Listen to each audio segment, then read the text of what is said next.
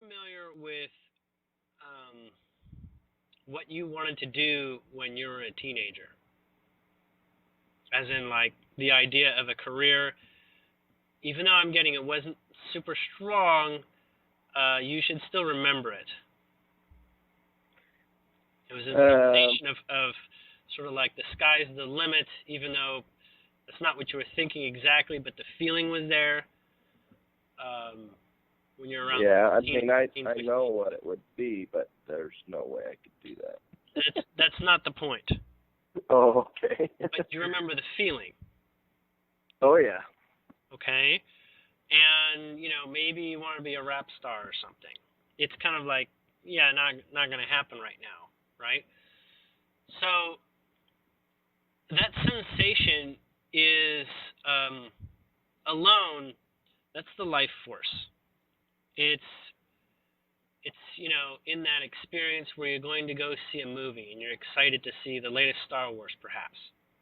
There's this excitement. There's this feeling that there's this opportunity to discover in this direction. Not like you know how it's all going to go, but like it's a great world there, okay? In that line of thought, should it come to pass. Um, that sensation is what you're looking for, and that is what a lot of people have a lot of trouble with when it comes down to um, manifesting their future.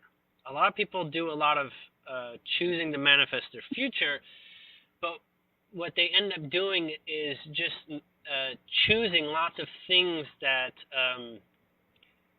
are basically omitting problems. So it's like focusing on problems not to have, and that's the future they would like. Does that make sense? Right. So, with regards to the future that you do want, it's the kind where you're not trying to figure out how it's going to happen.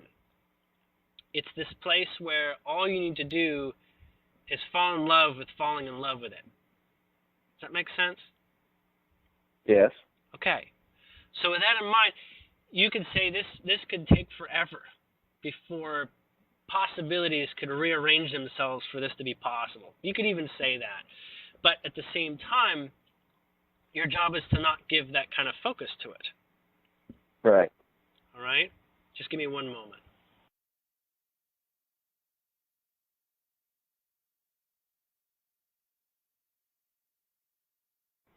Okay.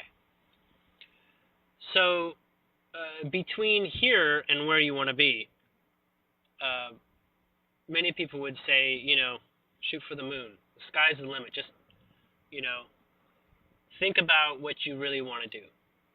And that's that's fine, but I'm being told you've done this a bit and you've come across some natural obstacles. And these are obstacles where you basically don't see how to overcome the obstacle. Partially because you believe that you're responsible for overcoming the obstacle. So it's not actually that true. Um, and that's where the hiccup is because you believe it is true. You're not sure exactly how to separate reality from possibility. It's almost like possibility gets stomped on as soon as some kind of reality shows up that is counter to the idea of possibility, right? So Right. when facing that, there is a particular approach for you that I'm being shown to share with you. And so, for the time being, this is a practice that you can begin to employ, and it is something that will continue to shift possibilities into greater realities without you lifting a finger besides doing the exercise. Does that make sense? Okay. Yep. Okay, so you have a very particular process. It's very, very, very particular. Okay. Um, But my problem is that I wouldn't even know where to. I guess it doesn't matter. It does not matter yet. Where to begin anyway. I mean, it does not matter yet because the compass is not going to point to what flows really well for you, that high level of enjoyment, until you have a degree of not having like a smoke screen of constant limitations on how you understand and see and experience the world. Does it make sense? Okay. So, for the moment, it's like, how do you even see what you're looking for if there's just a smoke screen in front of all possibilities? So this practice is the practice of just removing the smoke. Okay? Okay. And then you'll know what feels right, and you'll start to see through the clouds, and you'll start to see through the smoke in terms of what's been in your subconscious, what's been in your lower vibrational desires. Just give me one moment. We're going to talk about the process, and we're going to talk about a couple things that are vibrationally in your field as to some of the stuff you wanted to do. Give me a moment.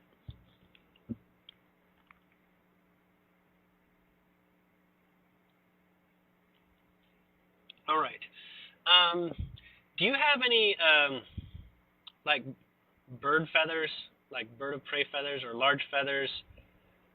You know, like how Native Americans would collect feathers? I don't know. Okay. You're looking for something like this. So it's not mandatory, but I'm being told that this will easily show up. This should be very easy to acquire. You're looking for just a single feather. This is a feather that, you know, could be up to like a foot big, you know, foot long or something. But it's essentially it's a large feather. This is, you could also even look at feathers that were used to, in old times to write, you know, used as like, you know, dipping in ink and writing. Okay, like a quill. Like a quill, but it's not necessarily a quill, but you can, you know, maybe purchase a quill if you wanted to. Okay. The next thing that you're going to want to acquire is a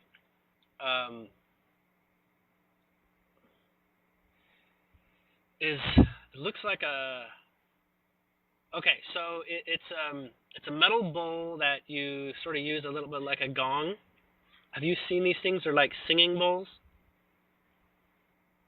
Singing bowls? Yes, it's like a metal bowl, and you get like a little wand or something, and you sort of like rub it along, and it makes like a very nice resonance. Okay. Some people call them crystal singing bowls or something. Okay. And they're like the glass thing when they... Yeah, it's like that, except it's like bronze or something. That's what I'm seeing. And I'm seeing it's only around the size of a cup. It's not like a really big, huge one. It's a small one. Okay? Okay. So it's like the size of like a teacup or something. Yeah, I'm not familiar with what they're actually called. I think they're called, you know, singing bowls or something, or Tibetan singing bowls. Anyhow, I've seen them around. I have a very subtle image of what they are. The next element, one moment.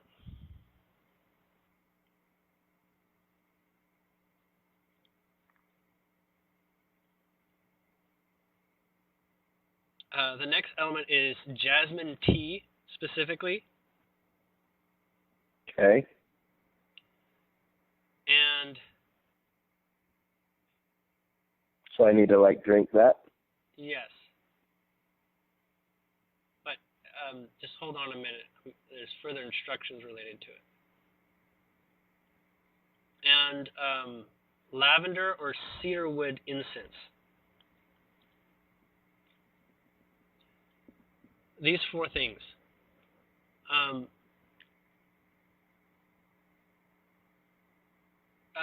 So this is a ritual. This is a meditation ritual. And this is how it looks when you practice it.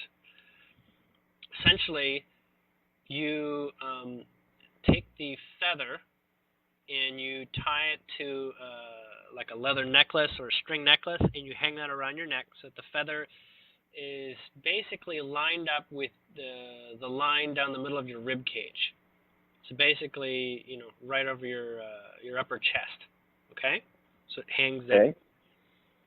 Then you'll want to find. You can do one of three different poses. There's three different ways to do this position of meditation. One is, your typical cross-legged type of thing, and if you can't cross both legs, you can cross one leg. It doesn't matter so much so long as your back is straight. An alternative, just as equally fine, is sitting in a chair, like a dining table chair, with your back straight and your feet firmly planted on the floor. And the third methodology, and this one is not recommended to be done in the dark, is to be done in bright light, apparently, is laying completely flat on your back on like a yoga mat or just carpet. You'll want silence for all of these, and if you wish, you can use earplugs in the event that you want to cancel it out. There is one kind of noise that is acceptable, and that is the noise of nature. So if you want to do it out on your porch and it's quiet, then you don't need earplugs. You just need, no distractions, essentially. Okay? Now, when in any one of these poses, except for the laying down one, you'll want to have the jasmine tea, hot jasmine tea, and it should be plain. That means there's no milk, there's no sugar, there's no lemon, nothing added to it, just straight jasmine tea. Correction. Right. You can add lemon to it. Fresh squeezed lemon only. What you will then do is you'll set the incense, and the length of your meditation will be the length that it takes to burn the incense down, either halfway or completely. So you either have basically a half meditation or full meditation based on the length of the incense stick. Okay? That is either lavender or cedarwood. Or sandalwood. How long should that be? Sandalwood. Now, with the bowl, the singing bowl, what you'll do is hold on a minute. What you'll do is you'll calm your breathing, and you'll just basically find a nice calm level of breathing, and you'll take 5 specifically deep breaths.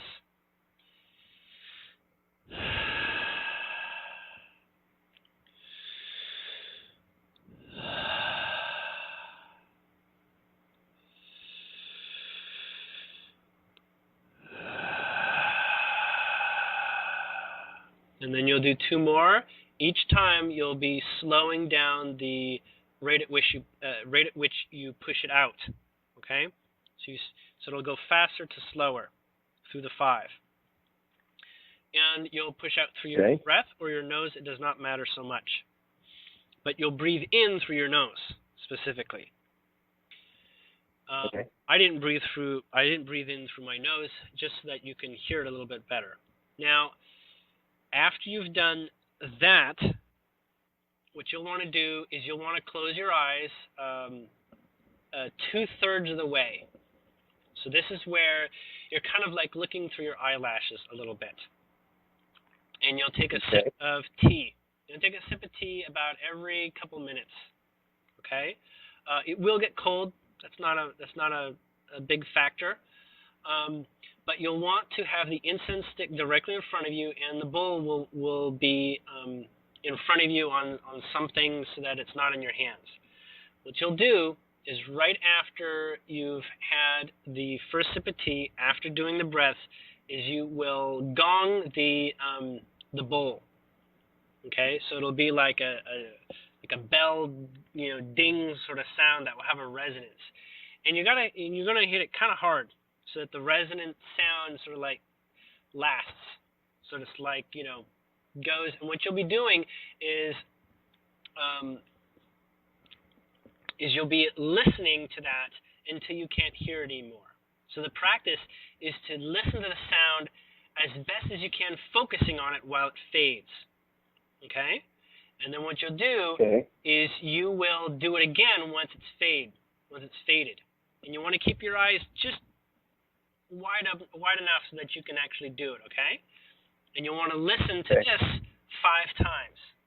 Okay? All the while your incense is going and you've already had at least 1 sip of the jasmine tea. Okay? So it goes breathing, tea, it goes light your incense, breathing, tea, the gong, and then you'll want to do a gong for 5 times. All right? That should last you a couple minutes. At that point, so I'm sipping. You sip once. Breathing and gonging 5 times. Yes. And you can actually sip at any time you wish, besides the breathing, okay? The only prerequisite is the very first sip.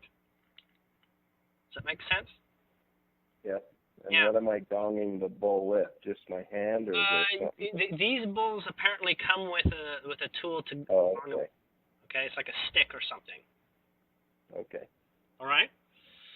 And they come and you like place it on something soft, not something hard, so that the ringing will last some time. And if you're going out shopping for these or getting recommendations, the larger ones last longer, but you don't need a large one. You just need one that is altogether a foreign object to your regular life. Okay? So after doing this 5 times, the intent is to focus on the sound completely. At that point, you should be in a very deep level of conscious meditation. From that place, you can ask questions of your guides. You can ask questions of your higher self. And these are questions that are along the lines of, what's holding me back? Or what am I really in love with? Like a career or something. And ask these simple questions. You can ask yes and no questions. Say you've got a cold and you say, am I going to get over this cold the next day? And what you'll literally get is a sensation of what the answer is. And that will be telepathy. This is telepathy from your guides and from your higher self. It may feel like just your imagination saying the words in your head, but when you're this clear, trust me, I'm being told right now, it'll be very accurate. Okay? Okay. It'll be extremely accurate information.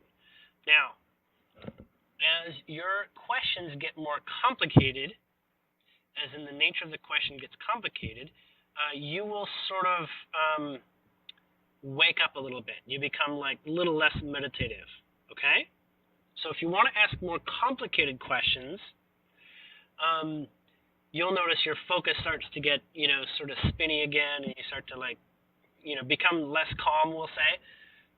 If you're going to ask more complicated questions that are more than a phrase or a sentence, then what you'll want to do is you'll want to stare at the smoke coming off the incense, or the ember of the incense.